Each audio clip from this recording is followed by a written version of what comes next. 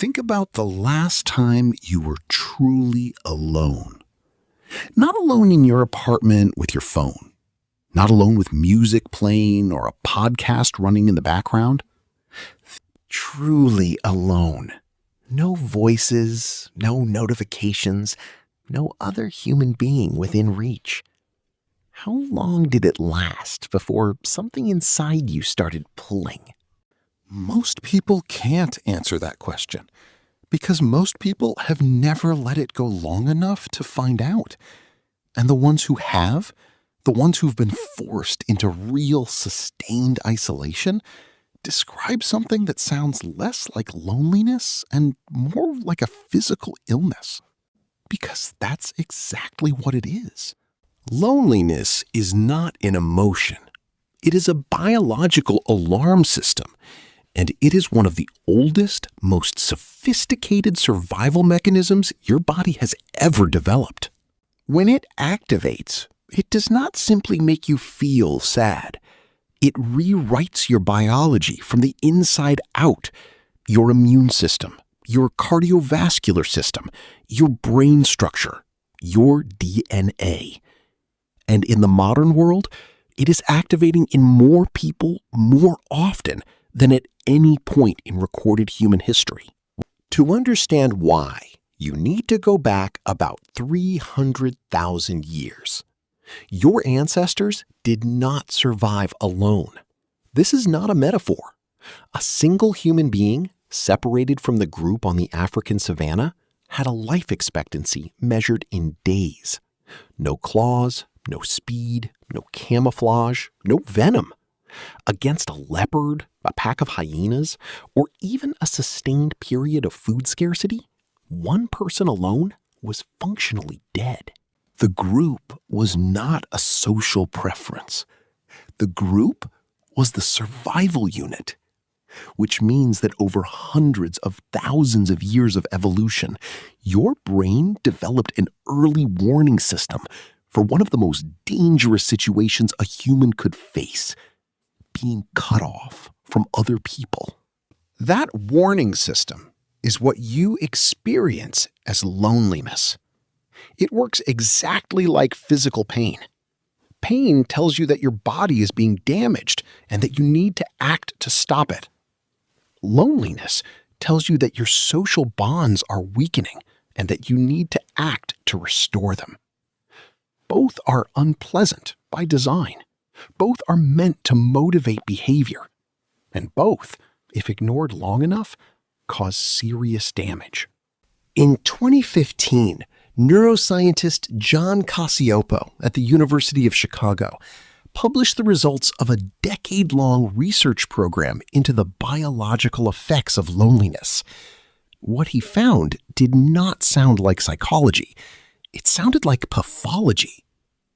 Lonely people, Cacioppo found, show measurably elevated levels of cortisol, the body's primary stress hormone.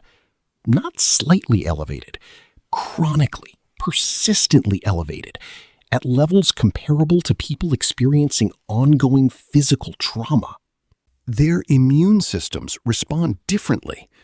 Specifically, lonely people show increased expression of genes involved in inflammation and decreased expression of genes involved in antiviral response.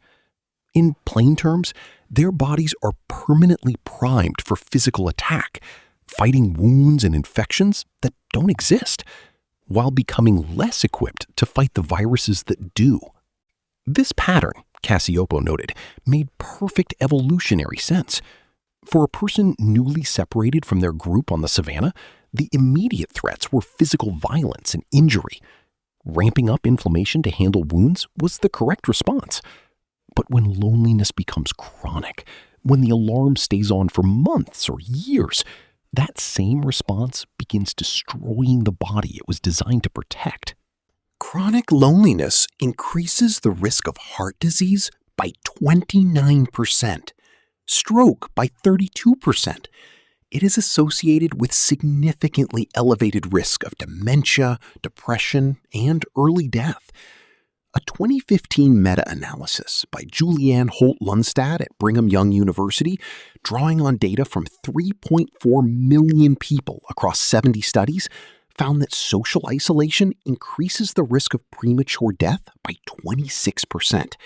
Loneliness increases it by 29%. For comparison, obesity increases the risk of premature death by approximately 23%. Being lonely is more dangerous than being obese. But the biological effects of isolation go deeper than hormones and immune markers. They reach into the structure of the brain itself. In a series of studies, researchers examined what happens to the brain under conditions of social isolation. What they found was not subtle deterioration. It was rapid, measurable structural change. Studies on animals show that prolonged isolation causes the hippocampus, the brain region essential for memory formation, to physically shrink. The prefrontal cortex, which governs decision-making, impulse control, and emotional regulation, shows reduced activity and connectivity. The amygdala, the brain's threat detection center, becomes hyperactive, scanning constantly for danger that isn't there. In humans, neuroimaging studies show that chronic loneliness produces a state of hypervigilance. The brains of lonely people respond more strongly to threatening stimuli and less strongly to positive social cues. They see danger more readily. They trust less automatically. They interpret ambiguous interactions as hostile more often. And here is the cruel mechanism at the center of it all. The hypervigilance that loneliness produces makes it harder to escape loneliness. A person whose brain has been recalibrated by isolation approaches new social situations with heightened threat sensitivity. They misread neutral expressions as hostile. They anticipate rejection before it happens. They withdraw slightly, protectively, in ways the other person perceives as coldness or disinterest. The other person pulls back. The lonely person's threat system confirms what it already believed.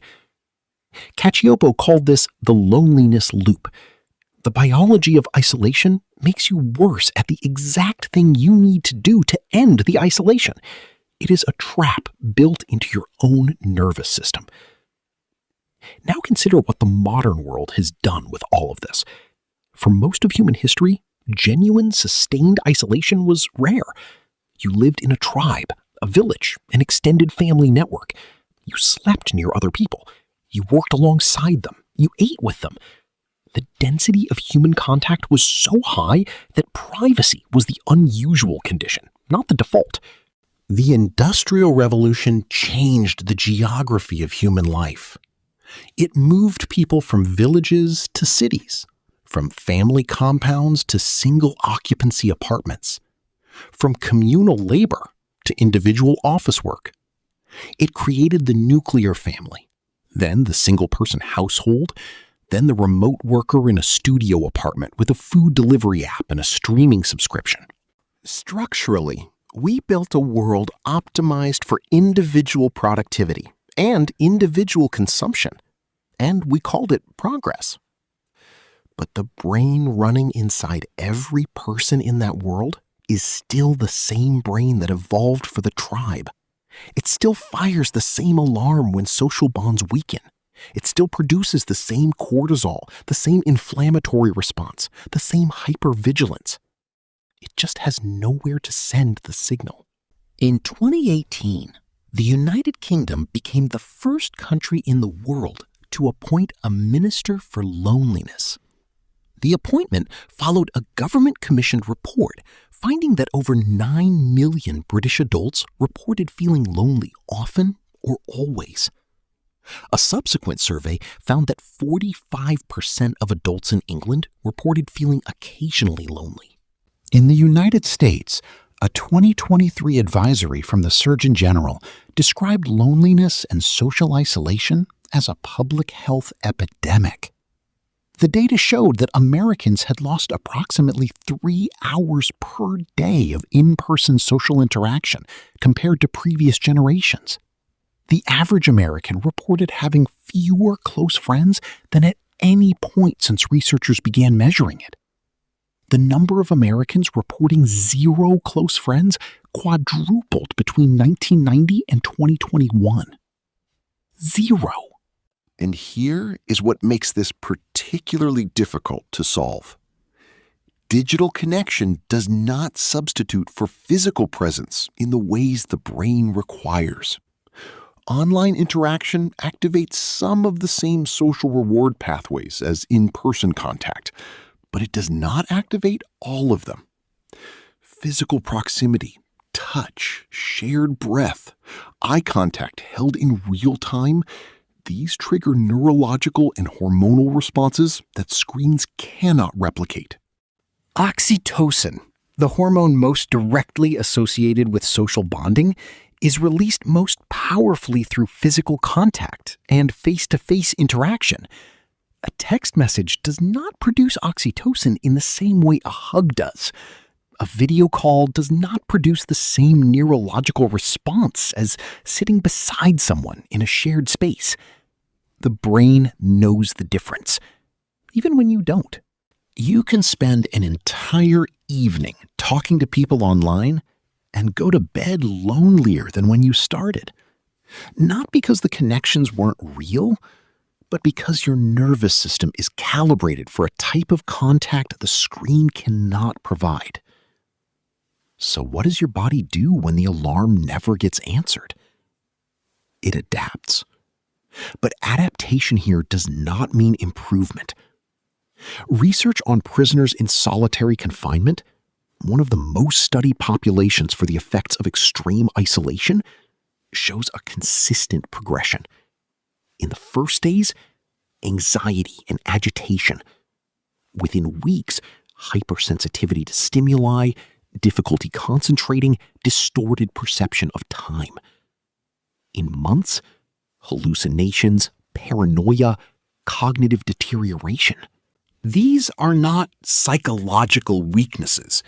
They appear across populations, across cultures, across individuals with no prior mental health conditions. They are the predictable biological response of a social organism being denied the one resource it was built to require.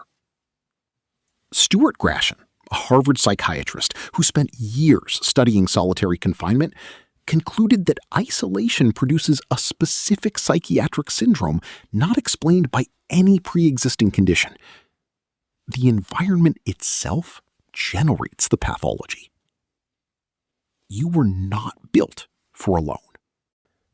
Tonight, there is a reasonable probability that you will spend several hours in a room by yourself, lit by a screen, surrounded by the noise of other people's lives being broadcast at you, while your nervous system quietly runs the same alarm it has been running for 300,000 years.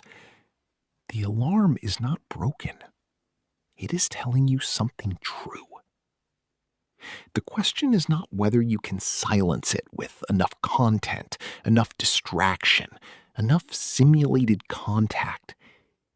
The question is whether you are willing to do the harder thing, the older thing, and answer it. Your body already knows what it needs. It has known since before you had words for it. The only thing that has changed is how successfully the modern world has convinced you to ignore the signal.